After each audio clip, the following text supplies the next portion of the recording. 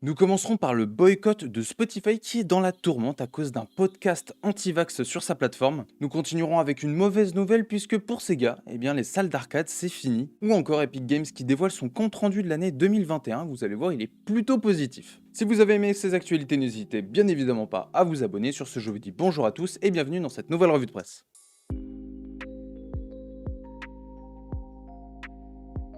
Nous commençons ces actualités en revenant du coup sur cette affaire Joe Rogan qui fait trembler le numéro 1 du streaming musical. C'est en raison de son podcast diffusé en exclusivité sur Spotify et écouté par près de 11 millions d'utilisateurs. Ce Joe Rogan ne vous dit peut-être rien car si sa renommée a peine à se faire dans l'hexagone, en fait ce monsieur est une star aux États-Unis. C'est un ancien comique devenu acteur, commentateur de combat MMA ou encore animateur TV et radio, tient depuis plus de 13 ans un podcast intitulé de Joe Rogan Experience dans lequel il donne son avis sur absolument tout en fait. Et quand on parle de ces 10 à 11 millions d'auditeurs, ce n'est pas pour rien car on parle ici du podcast le plus écouté aux États-Unis et dans le monde anglo-saxon.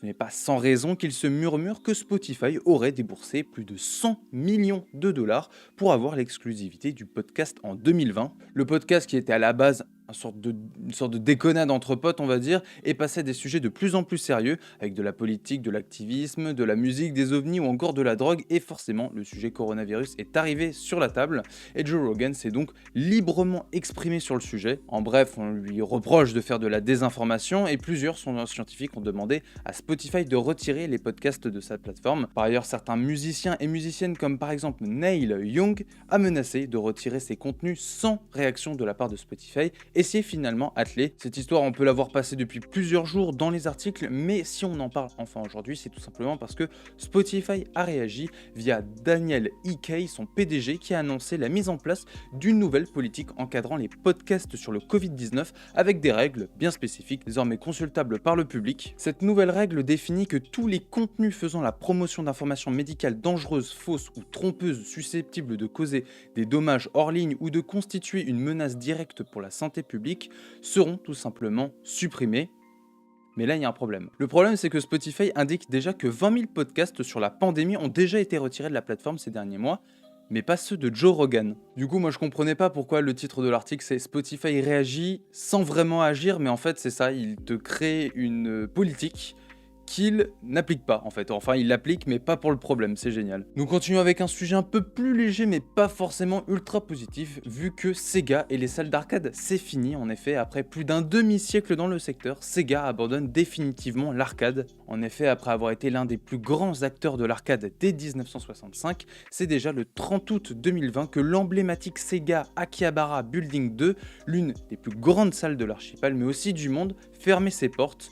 Un an plus tard, en septembre 2021, c'est au tour de la salle Sega Ikebukuro de subir le même sort. C'est via un communiqué de presse que le groupe Genda a annoncé le rachat de l'ensemble des parts de Sega dans le business des salles d'arcade et des centres de loisirs. Du coup, selon le communiqué, le nom de la société sera Genda Jigo Entertainment et le nom des centres de jeux exploités par la marque Sega sera changé en Jigo aussi. Voilà une page de l'histoire qui se tourne, mais c'est assez réconfortant dans un certain sens de savoir que c'est une société de jeux vidéo qui va donc racheter, qui a donc racheté les parts de Sega, qui continuera à vivre d'une certaine manière à travers la société Genda Jigo.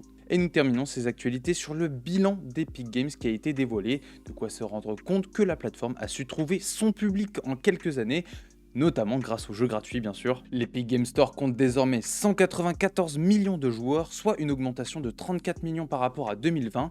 31,1 millions de joueurs PC se connectent chaque jour à l'Epic Games Store et le pic d'utilisateurs simultanés est monté à 13 millions en 2021. Alors certains de ces joueurs ont bien évidemment été sans doute attirés par les jeux gratuits hebdomadaires d'Epic Games qui rapportent avoir offert 765 millions de jeux gratuits l'an dernier grâce à leur collaboration avec les éditeurs et les développeurs, soit 89 jeux différents, ce qui représente quand même une somme de 2120 dollars si jamais on devait récupérer tous ces jeux gratuitement. En tout, l'Epic Games Store compte désormais 917 titres à vendre sur sa boutique. Et via cette communication des résultats, Epic Games a aussi communiqué sur la suite. Que va-t-il se passer en 2022 Eh bien, Epic Games continuera déjà à distribuer des jeux gratuits, ça ils l'ont assuré, mais aussi il va y avoir des améliorations sur la plateforme avec de la gestion de bibliothèque et des téléchargements, une évaluation et des sondages des utilisateurs au niveau des jeux, des actualités, ou encore le système de portefeuille qui va être implémenté sur l'Epic Game Store, ou encore tout simplement des améliorations de performance au sein de la plateforme. Enfin, Epic termine sur une liste de jeux très attendus qui débarque sur son launcher en 2022. Et c'est sur cet article que se termine cette revue de presse, j'espère que les actualités vous auront plu. Tous les articles sont disponibles bien évidemment en description, n'hésitez pas à vous abonner. Sur ce, je vous dis à demain pour une nouvelle revue de presse. Salut!